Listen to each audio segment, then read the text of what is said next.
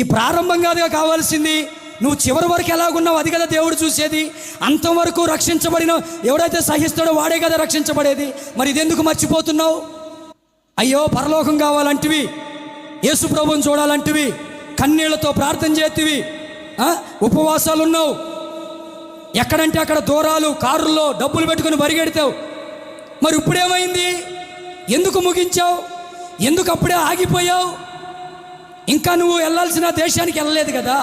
ఈరోజు నువ్వు ఏ బరువుతో ఆగిపోతున్నావో నాకు తెలవదు, కానీ ఆగిపోవటం అయితే ఆగిపోయావు. కానీ నేను అంటున్నా, నువ్వు ప్రారంభించినప్పుడు యేసయ్య నీకు ఎంతగా దగ్గరగా ఉన్నాడు.